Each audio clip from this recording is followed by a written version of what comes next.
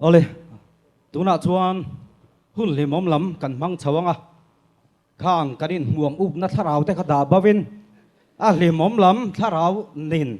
min chen chil chhodon ani ole ama sain hei in zinga loading he ventlaya in host turte kan nia chuan chuan in tikna chanvo pakhatin nei ve chu chu tu te kan ni ti hi in hriat vengai ni ta chuan kei hi Tlangval Kalania Tlangval Philip Chongkunga Kania St Andrews Parish Luang Mola Changin ani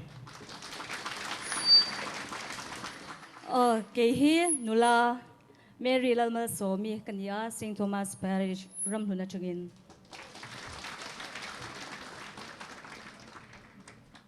Ole ama sabira item turin St Peter's Parish Konpui Tikha Low in Ring Se Chuanin anin buat sai chung hianin zai hona kan lo nei don ya le kan zain kan tinganga kan mong te akham to dona ta chuan kan bulami theu te kha khom pui chi bai in bu gang o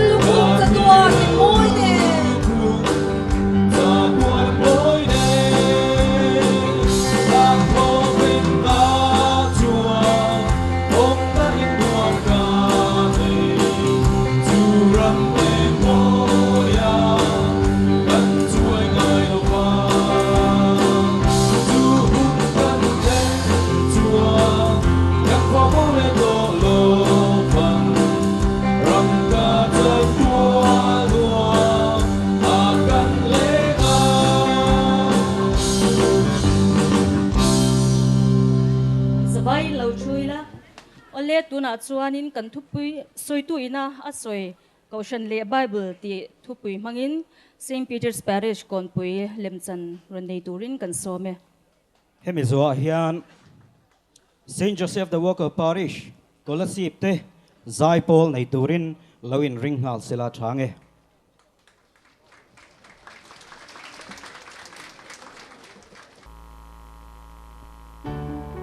Mas thiang lim in khom na nei ani a ban ani nu in chian dun pahni Flavia sale Mark katepo in lampana ho pa in nan ti phei du na Mark naktuk chu retreat ka kal veila nia kalchu ka du mani ko ran shiat bel lo lu tu po hi a thalo wa mai dikhop mai ma sela confession hi kal nge yangai le don sia nang poi kal ngai bik lo tiro kal ngai big na ngo ini ve thoem chu ka shelo na nga ke chu confession han kal ve li ka sak ta tani chu mole kadin draw che ni chu a thu shima inga tring nge mo kan ko san hi kan chin chho tran reng ni Bible te po hi nei ji om ka si lo wa a in ziek lo ni chuin hetia Bible om lo chin ve ngot po hi tha po ko ti lo niang chu mole kan ngai dan athumun che ni chu takana ramthang hi ron hole thuda tu kin jing khan moi nen zana to kan lo ei don an tia nang polo tel vero in mu kom pa ni meya a wat chop chil duom ve inge rim thang chu ron sui lu le rongot to ni lu tang chu mole kain thak pu che lo kal veng hal ro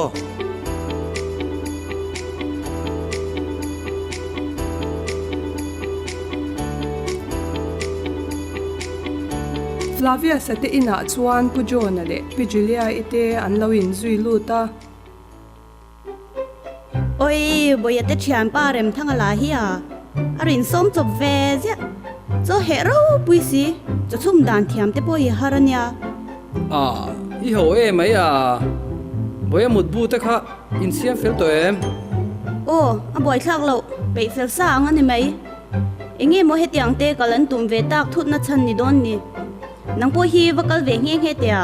imamo in khom she lu tu khi biak ini tri dio te po angalom chút tia te miti về ngot che hian ti li chik lo lu tu ni kum Christmas te po ka in khom reng kha ôi i Christmas in khom po hi va hen chuang tak em nu hey Mark kana ron ei ve don yo ramthang te po hi anaron thleng na nge ronei ro se na thleng lo an ron thleng ve che pang ma thuru i chung te dam tha mo kan that lai ta kan ni nang din dam zo mo pu John kan try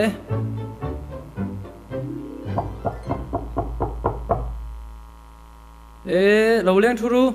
rem thang adam em Are Mark, long time no see. Kui mi amor amigo, vamos ikle Don Carolini. oi yang ai te bokin rem thang yo varla rem lo ni hi ti khan lovin ko mula in nu julia ne rong kan pa bolang yo Ekhayo, kan vati boy cheu ve. Ai thla nam hle mai. engmani lo hi ma sela i thsun chon mi lo bol puila Ipa han uchuak dan hi chu. over in tong ani kha ti dei la rem thang rie tun tumi ron ho thut na chan hi Karon weekend ve zoi ni hi. Phai khulum to na zirna in sang bel tak wang me. Run in kai to lo thu ju han om lowa. Si pui mi te zong intimak mai. iwa han over takko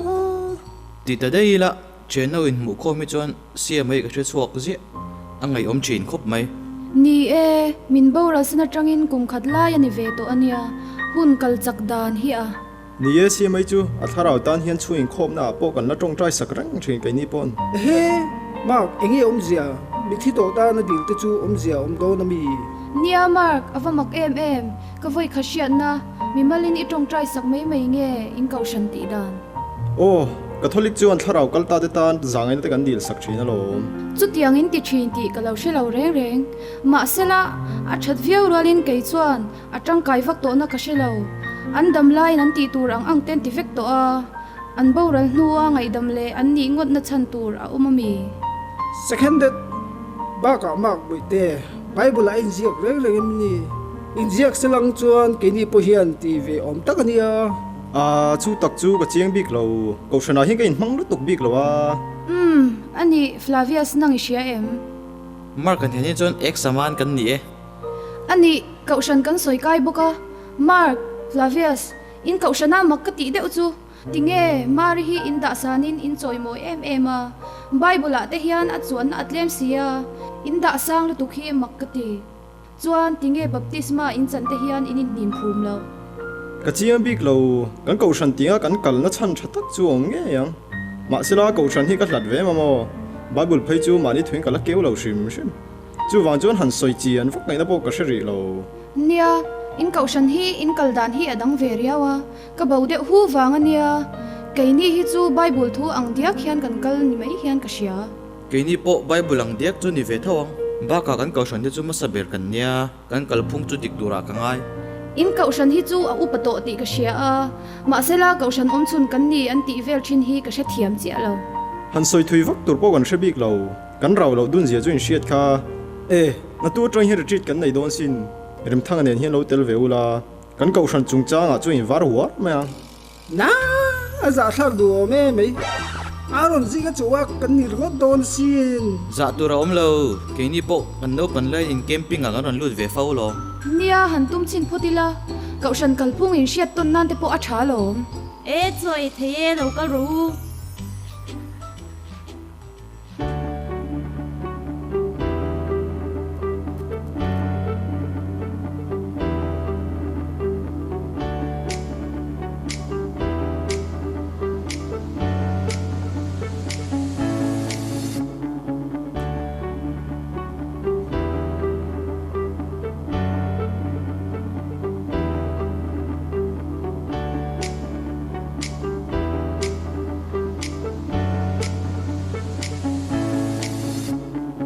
Atu ka chuan an thian za ho chuan retreat chim turin an kal ta a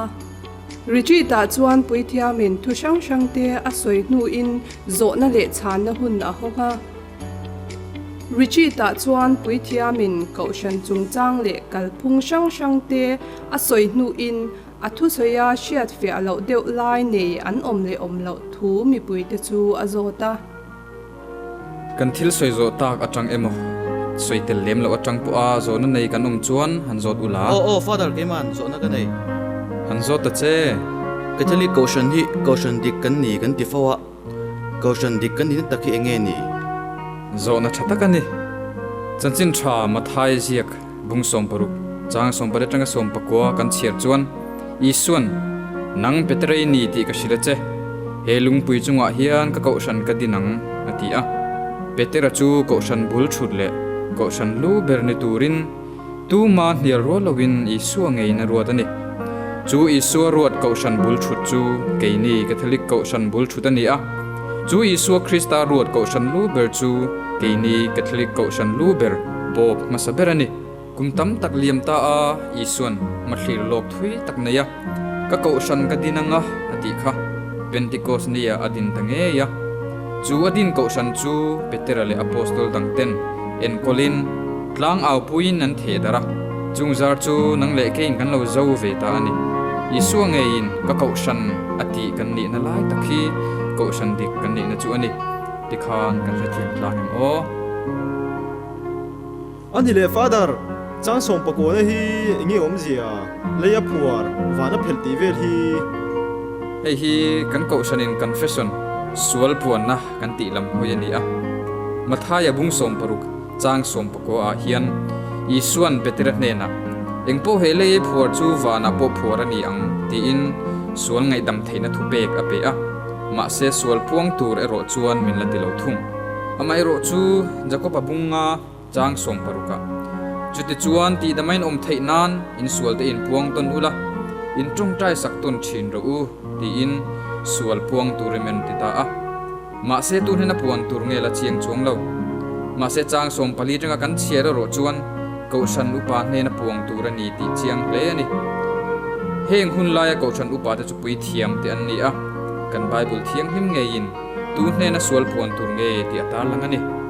chanchin tha johana ziak bung som ni chang som ni pathuma tu sual po in ngai dam piang ngai dam ani ang ti a apostol tan he na i suan thu nei na alo pek to kha tun thlengin an ni apostol te ai o tu kan pui thiam ten an la in ro chun chho zelani achiang me ani le father ngatinge baptisma kan chan hian kan in hi phum ve lo zona om takani baptisma chang cheu cheu kan ti danin ang lo mewa luka bung thum chang som paruka baptistu johana tongkam nge ya tang po hian baptisma hi tue in hnim phum ngor ngor ni lo zia chiang viau baptistu johanan keizongin tuin ka baptist chewa ati chona topa ani chuan tharau thiang lim le meina baptist sang cheu ati le a baptisma hi sacrament ani a sacrament chu chung lam thatna pe thei pon lam chin chiana nei ani angin baptisma in chung lama atira suala tlen fai chu pon lam chin chiana tan tui man mai chau ani baptisma hi tu in hnim phur ngor ngor ni se chuan baptist tu johana khan keizongin tuin ati kher chan tur omlo luka bungsom pahni changsom nga a isuan baptisma chantur ka nei ati po hian tui in hnim phum lam ni lovin atorna tur lam akok so kani Father ke pon zone pakhat ka neya chu chu mo ko shen dang ka thian te hian mari in bia bin ti thina kan bia em ni acha he zona hi kalo be sei ru renga catholic to phot tan chuan zona don jingber polani nge yang ama sabera kan sia turpoi mo chu keini catholic te hian nu mar hi kan bia ni lova kan choi moi zo kani luka bung khat changsom ni pariata chibai vobik lalpa chui hne na om ti in pathian ayo in vantir ko gabrielan chibai ran buka mishing piang to zong zong jinga van lam chibai dong tu om chun chu nu mari chawani chuti chuan keini catholic te chuan van lam ti dan antonin an choi moi nu mari choi moi ve in le pathian ngai sak zong nu mari chu kan ngai sak ve ani tikhan zona dang nei te kan la om chuan han zot zer rule an hung lam dewa mi te kha Oh father kala zot ve lok che ke hi kathlika ka omna hi ala rei lova ka usandanga ka omlain kan ti ngai reng reng lo karil ru la peng deu tu oma chu chu mi thi te ta na tong trai hi ania an thi to ber te chon tong trai sakin zia nei don mi ni etero hangai to mai chuan an thi to ber da chuan tong trai sak chu asot vak melo amai ro chu kan en ton ber bible ngei hian mi thi te ta na tong trai na hi atar lang ve miau boxi a thutlung hlui lam han anila makabia buhni na bung som pahni chang som thum pare tranga li ruka in dona a thi te ta na tong trai na kan hu ani kan u naw dang te ro chuan an nei ve lem lova achan chu iswa thi hnu kum som ruka khan palestine sa khozir tir tu ten bible bu omte an ziak chuaka hebrai in ziak bu te chau an la khoma wangin bu then khat grika in ziak an ban ta hloma chu butlem jok chu martin lutheran aron le vele ta ka wangin kan u naw dang te chuan an nei ve da lawani ma se an bible then khata ero deuterocanonical ti nemo apocrypha ti emo in an tel vele zeuchin kan peng thui mama do ne tuthlung thara timothy ne na mi thiang hlim pola le katon pani na bungkhat changsom pariata mi thiang hlim polan wansi fora sa tharau tan pathian zangai na adil sakani kha bible be chan sim sim gan du ani po in boina turom chuang lo tinani chu chu tiang bok chuan purgatory po hi mathaya bung som pani changsom thum pani hian a om zia ati chiang viau tundam chung le hun lo la thleng tura po ngai dam ani lawang ti hian thi nupi alama po sual ngai dam thei ala om chawani ti alantira chung sual te ngai dam ani theinan torna a om ngei don ti a chiang bok chu chu kan rin purgatory ngei chu ni ole te khan kami china hangan tu tok ta menga tuna chong ka thil ve deu soilan ka du a thalai nupui pasal nei rual tha kal khom kan ni boka in zona ne lem lo in nei na chungchang soitel ka du ni kan ko shana hian in nei na hi sacrament ani awangin in nei na lama hian kan khir ema hun kalta zong zonga te phei ka chuan mei chia ten ko shan chu asanin pasalan nei ngai reng lawani ma se hei una kalta dewa kan rin na ten min hip zo lo deu te po aniange kan mei chia te pon chuak vele ta se jawa eng po chuni se thavek thove tun ma zong zonga catholic mei chia te riruput mang lapu a catholic ka chu asan ngai ai chuan ti a hun tha tam tak lo nol to tu te zong zong ne na kan diocese pum pui ayo in lom thu ka sil tak me wa cheu lorin sham ro u kan ko san ro hlu in ni si a ole te khan voina tan chong kan tu to ka nga kan za in dingila mal som na in kan chin don nia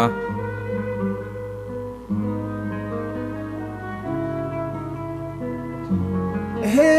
ka fia war mai flate om na hi a branded ani hi ka hodon kan chungin ka halin lek hal tiang akaya chu tiang tur ni ngai lo to taka kan ri chu kei po ka var pha war mai a to pheng om velo loi la te ro rem thang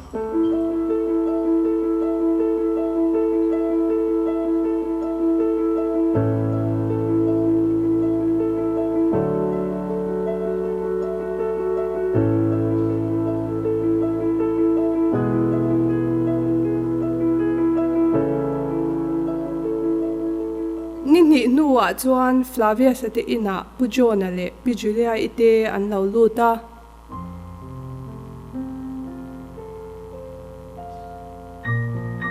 Mama te pon lo thleng ve trap to ong chu retreat te pok an han kal ve lo le ngot mai chu ni Nang la hi a thu ringot hian in khom hi chak ringota a theory in caution hi kal se chuan i poi mo to ngatang mai zel che hian a in khom han hung ber te pok ka se to lo keita chu Christmas te pok kala in khom ania i Christmas in khom te po i wa hanin chuan pui tak khang ten te po kha za thak lu tu mi zong in i Christmas rai be se yamon ti vek kha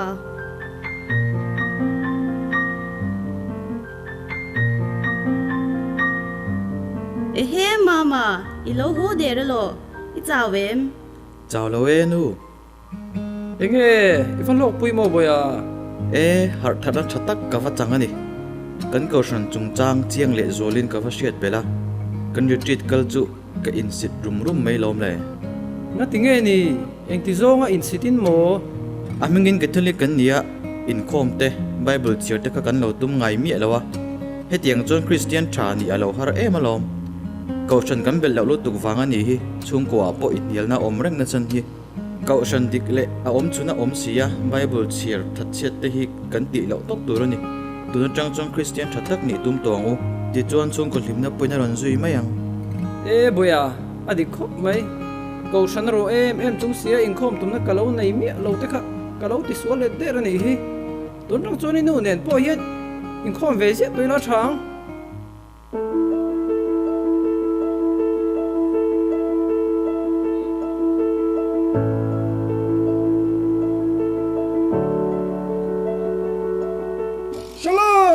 Shalom pujon pijulia shalom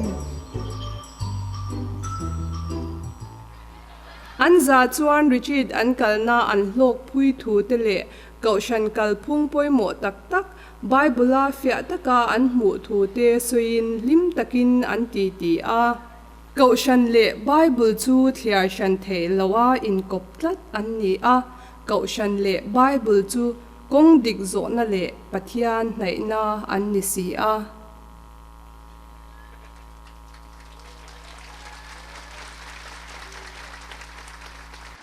Ole St Peter's Parish kon puite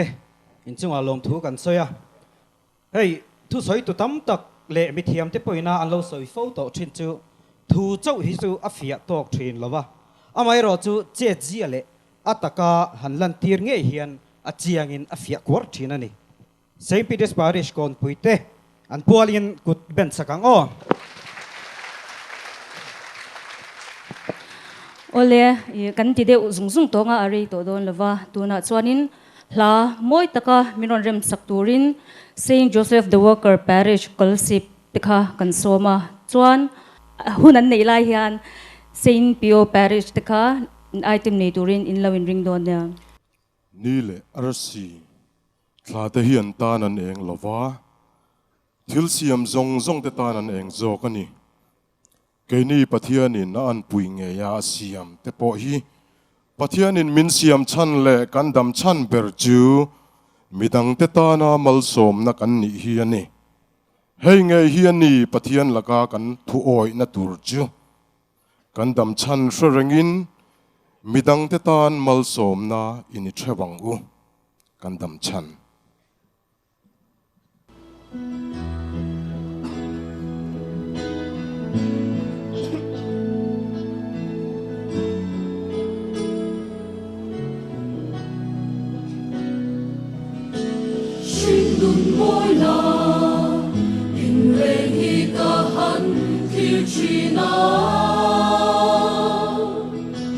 thiếu xiang tin tê xiang chân ăn ni xiang dê li ăn mô purna tin reng ăn so tin ăn lụt na lâu ni sia mi đăng ta nang nun hi đăng đăng san ani nang ma va nga hi đăng an lim na ka ni lụt na ni zua cùng an lâu ni e mi đăng ta ma som na ni se lam se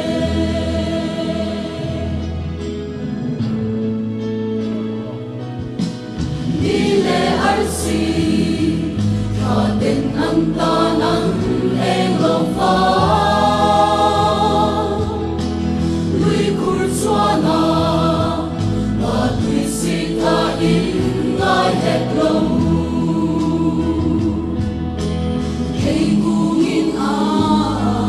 ra hei ngai lo mi dang ta man som na an lo ni so si đăng ta nang nun hi đăng đăng chân ani nang ma va nga hi đăng an lim na ka in lụt na ti zua cùng an lâu ni e mi đăng ta ma som na ni se lam se nang im im chuan không em đi em lâu ngoan chi lúc mấy đã tên miền hoài mà xe xin luôn tuần thu chỉ bài trong dễ rồi dễ gần đằng xuống đi rây lâu để ai nhớ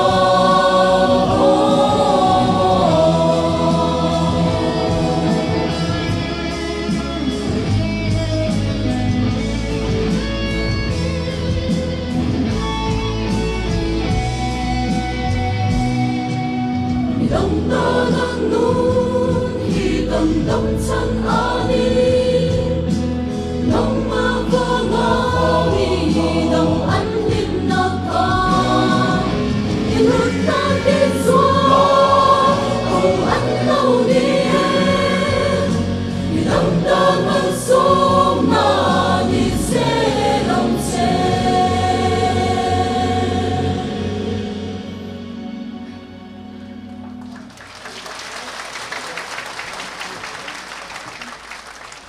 ole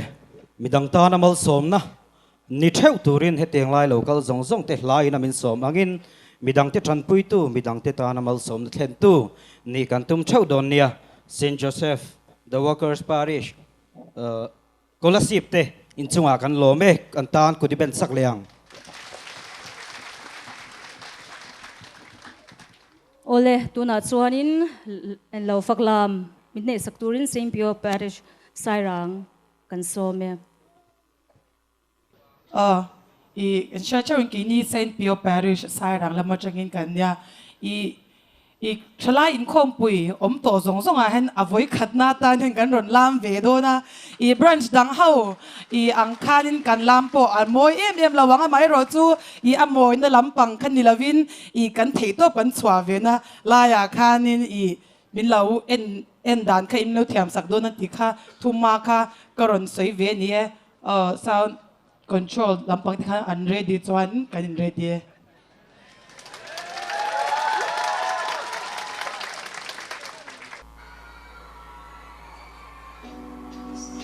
Hãy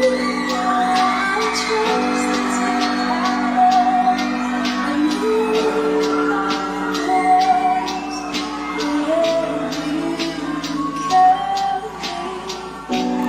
Ghiền Mì Gõ để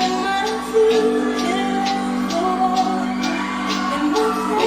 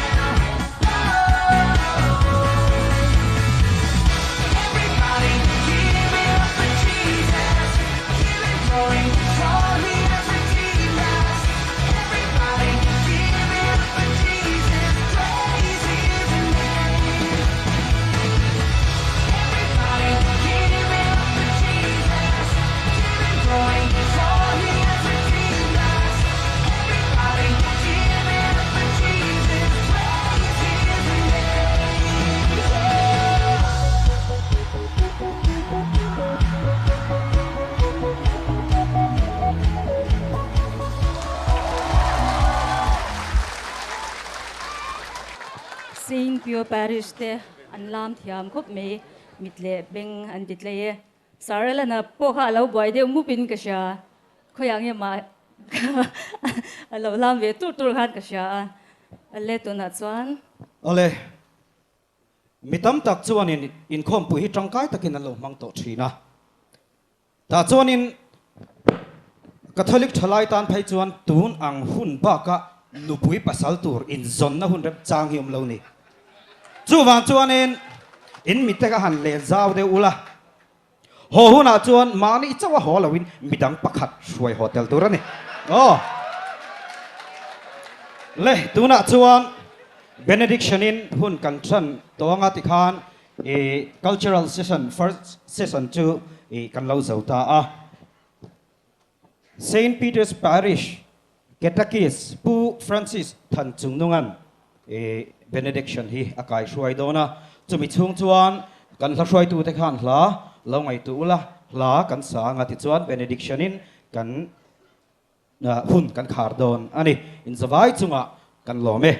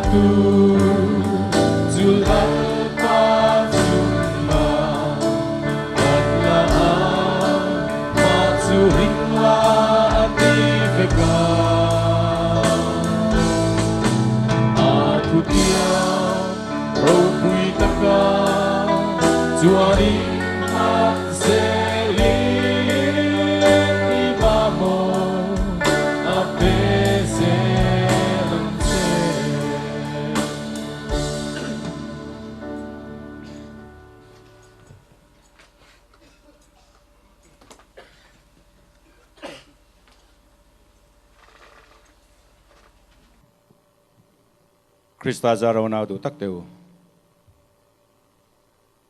là lý sư Christian apostol tele azir tirte lệ câu sana rong Paul tu lệ mi pui tam tak te azir tir na thu te thu tha tak tak mai kan ngai tha a tu na hian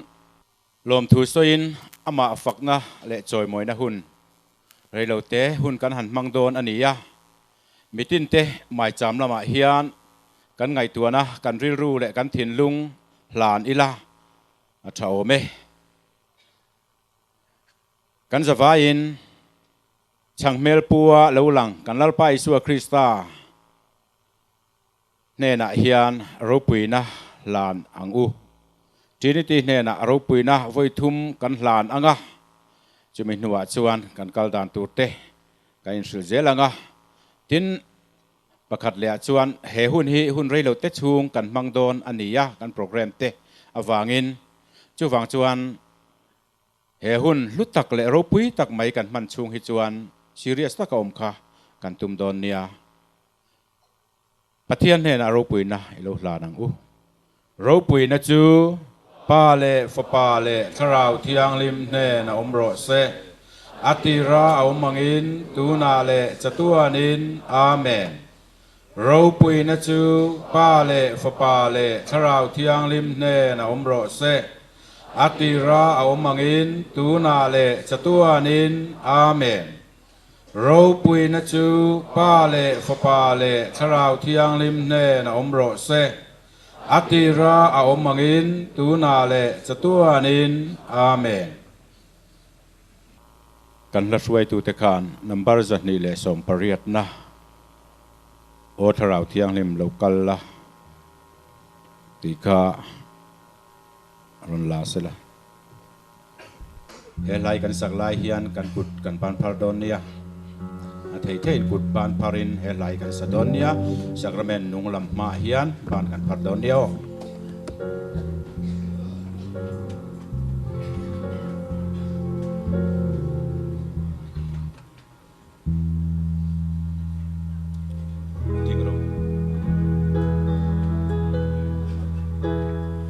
ô tharau thiang lim lo kala kan tha ti cha kan chen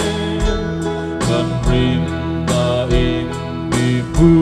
tir la tu mi ram duam tak tu mi ram duam tak tu mi ram duam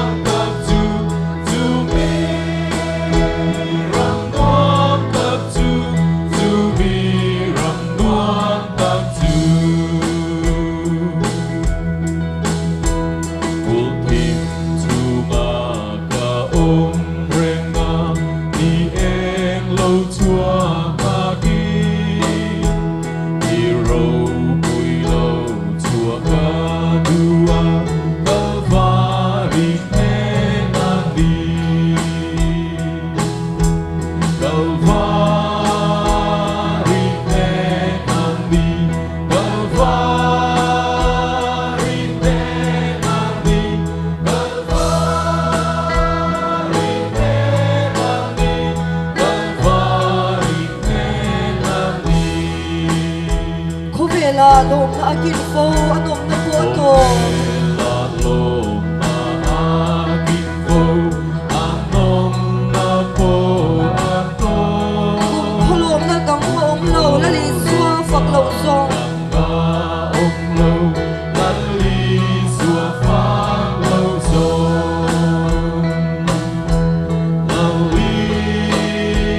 suwa fak lo song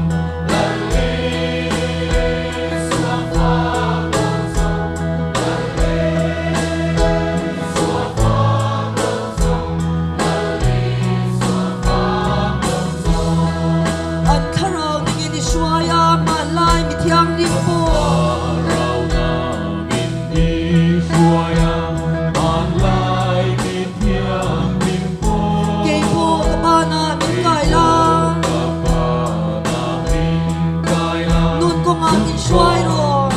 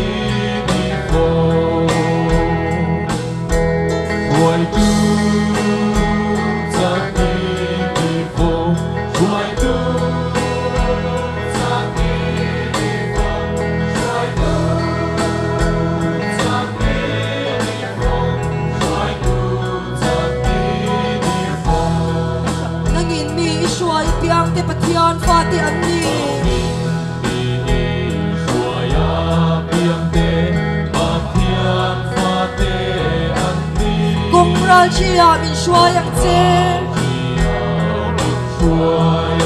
phong ai na tha shui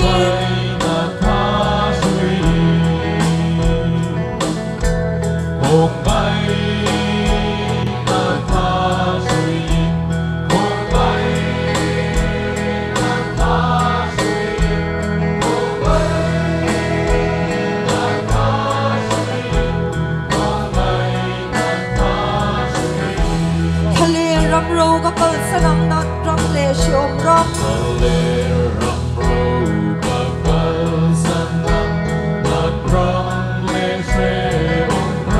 nun khonom na kakalang kum khonom na chua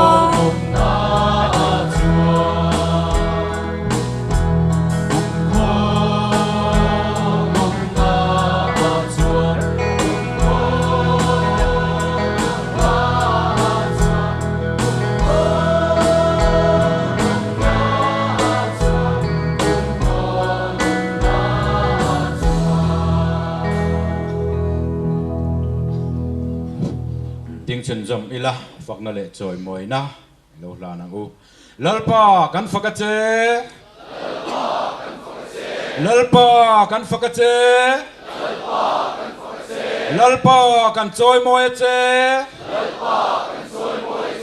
lalpa kan trôi mồi chế lalpa kan mangai chế lalpa kan mangai chế lalpa kan ringa che lalpa kan ringa che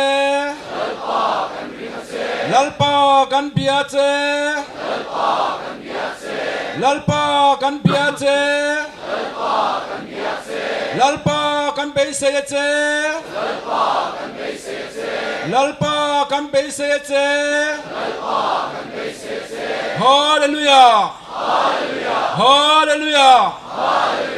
hallelujah lalpa kan lo me kan khom pui kan lama trangin voini thleng hian puaina har satna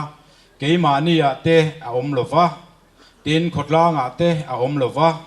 chuwang chuan pathian he na lom tu soi tur tam tak kan nei ani tuna hian kan mu pha ka kan ban pha ka lek lali suwa krista chu mai chama kan hne na alo kala anhe na lom tu soi tur tam tak kan nei ani chuwang chuan kan hun lo la kal le je tura po samuel le khapu kan chiar chuan thi na ne na kan inkar chu pen khat chau ani thu min sila chuwang chuan kan malam hun local tur eng ma shelo te hian amal som na donga he khom pui hi lali suwa krista kan rin na ting tu le chak tu ania item chi sang nei tu te zong point lalpa tharau thialim om pui na le suai na donga changa an mo phurna te an len chuwa theina turatan le keimani mi mal tin te hian lali suwa krista chu thuk zoka kan poa kan tana aruat thiang limna kong kan zo zel theina turatan aman trong trai dan tur min zirtir mangin kan zafa in lom thu soinan lo trong trai rua lang u kan pa vanami iming zainom ro se iram lo theng ro se idu zong vanan tiangin lemi in tiro se voinatan kanei tur min peang se kan chunga poi khoi tu te kan ngai damangin kan poi khoi te ngai damang che sual tura khem nalama min suai lola thil thalo laka chuan min humim zo kang che amen tuna chuan kan hluai tu ten kuna chi bai thiang lim pukin ti kha kan sa nga kuna chi bai thiang lim pukin dai lu sa gra ben tung chu ngai ru da lui chu ban sa nin ko ngai a thar ka tu e ria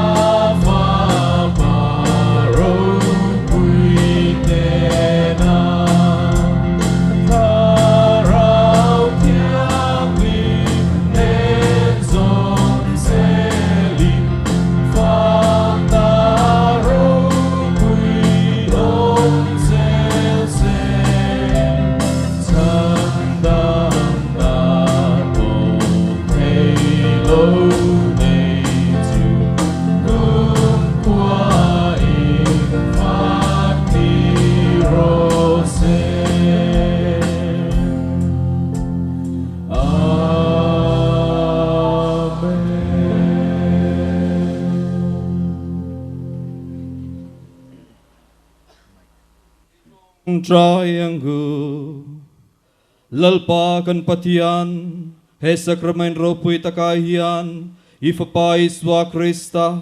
nulahim marishrin kan chandam nak keng bea na chuan kan lokal ani keini he kongai na tui nung le zangai na kan rin na puang tu te hi chatwanun na tui chumin in tirang che he hi Krista kan lalpa mengin kandile.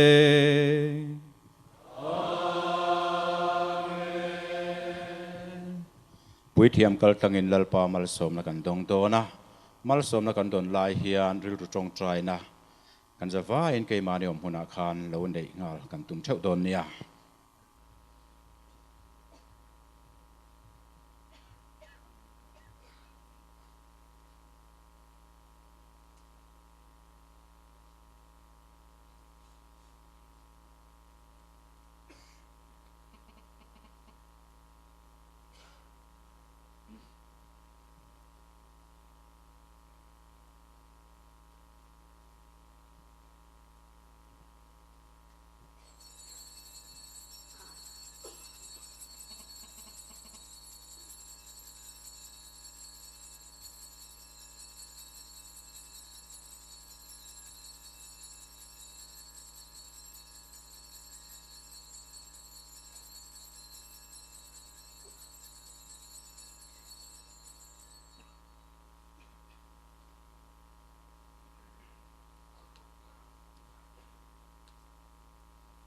Bà thiên chư và bên ông rose Amen thiên linh chư và bên ông rose Isua Christa bà thiên tạc lên bi rinh tạc chư và bên ông rose Isua minh chư Amin lung thiang lim per chu và cây om rose Isua mai tam sacrament thiang lim per ang chu và cây om rose Mary thiang lim per ba thiang nu râu bùi chu và cây om rose